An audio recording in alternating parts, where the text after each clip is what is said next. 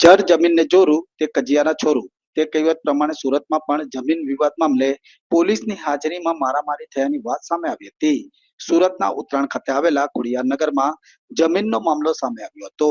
જે વિવાદ આખરે પોલીસ કમિશનર કચેરીમાં પહોંચ્યો હતો. જે બાબતે ફરિયાદીએ પોલીસ કમિશનરને આવેદનપત્ર પણ પાઠવ્યું હતું અને પોલીસને સાથે રાખી કેટલાક ઇસમો મારામારી કરી ઘરમાં તોડફોડ કર્યા હોવાના આરોપ પણ કર્યા હતા અને જે મિલકત સામે બંને પક્ષોએ દાવો પણ કર્યો હતો. જે બાબતે બંને પક્ષો સામસામે આવતા છૂટા હાથની મારામારી થઈ હતી. જેથી પોલીસે બંને પક્ષ સામે ગુનો નોંધી વધુ તપાસ સાથે પોલીસ પર લાગેલા આરોપને પાયા વિહોણા હોવાનું જણાવ્યું હતું. જી, મારું નામ રાજેશ ભીષણભાઈ કછાવા છે અને આજથી 22 વર્ષ પહેલા મારા મોટા પપ્પા 2 પ્લોટમાં ત્યાં રહેતા હતા.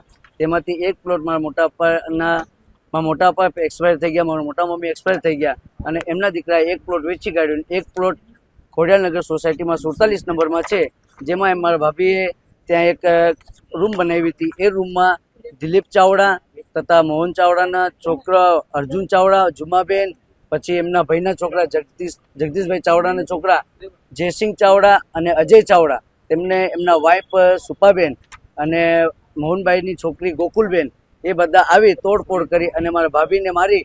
અને આજથી લગભગ 15 દિવસ પહેલા સાહેબ મારા ભાઈને ધમકી આપીને ગયા હતા કે તું આ પ્લોટ ખાલી કરી દેજે, નકર હું તને મારી દેવા. એ હિસાબે મારા ભાઈ 15 દિવસથી અમારે મિસિંગ છે અને આ એફઆઈઆર અમે ઉત્તરાયણ પોલીસ સ્ટેશનમાં દરજ કરાવી, પણ અમારી કોઈ સામર્થ્ય નથી સાહેબ. એટલે અમારા અપીલ છે કે અમારા કમિશનર સાહેબ ગેહલોત સાહેબ તથા મુખ્યમંત્રી ભૂપેન્દ્ર પટેલ સાહેબ તથા ગૃહમંત્રી શ્રી હર્ષ સંઘવી સાહેબ, અમારી આ નિવેદન છે તમારાથી કે અમારો હક અમને અપાવો.